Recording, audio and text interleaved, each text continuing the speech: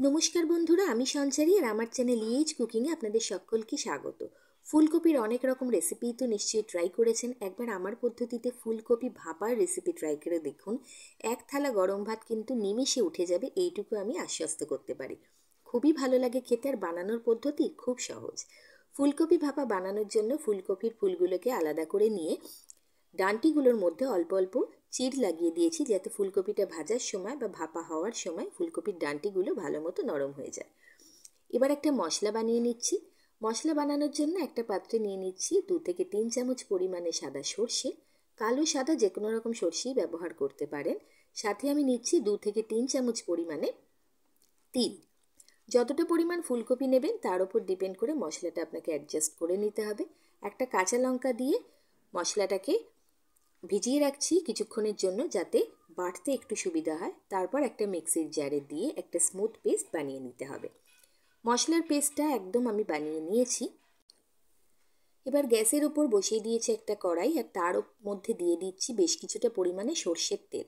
প্রায় 2 থেকে 3 চামচ মতো সর্ষের তেল আমি এখানে দিয়েছি। আর তেলটা গরম হয়ে যেতেই একে একে কেটে রাখা ধুয়ে রাখা ফুলকপির টুকরোগুলো তেলের মধ্যে দিয়ে দিচ্ছি। আর এই রান্নাটা কিন্তু পুরোটাই হবে সর্ষের তেলে।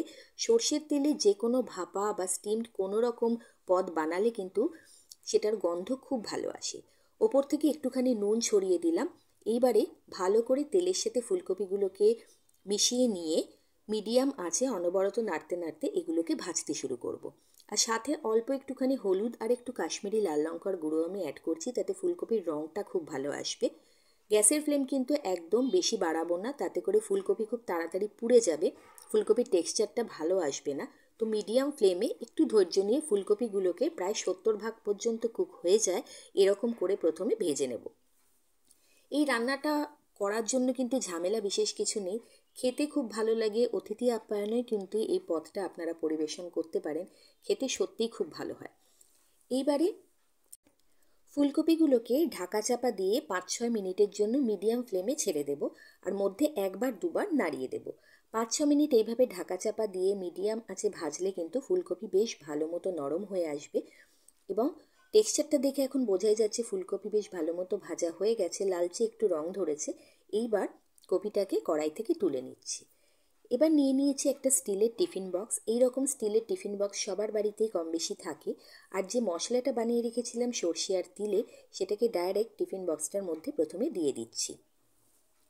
এইবার এই মশলার মধ্যে আর কিছু উপকরণ যোগ করতে হবে। প্রথমে দিয়ে দিচ্ছি নুন স্বাদ অনুযায়ী, সাথে দিয়ে দিচ্ছি 8 চামচ পরিমাণে হলুদ। যেহেতু ফুলকপি ভাজার সময় হলুদ দিয়েছি, সেই জন্য হলুদটা এখানে কম দিচ্ছি। আর দিয়ে দিচ্ছি 8 চামচ পরিমাণে লঙ্কার গুঁড়ো।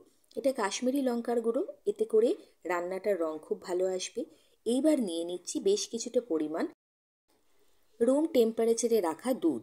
আর এই দুধের মধ্যে দিয়ে দিচ্ছি 1 চামচ মতো আটা।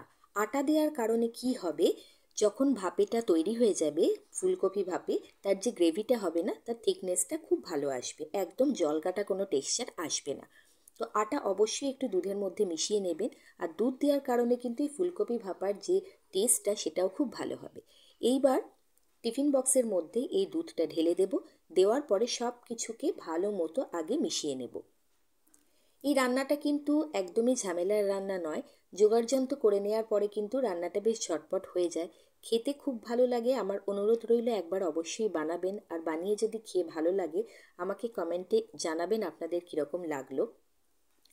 এইবার ভেজে রাখা ফুলকপিগুলোকে ওই মিশ্রণটার মধ্যে দিয়ে দিচ্ছি। দিয়ে ফুলকপিগুলোর সাথে ভালো করে এই দুধ আর তিল সর্ষের বাটাটাকে ভালো করে মিশিয়ে নেব।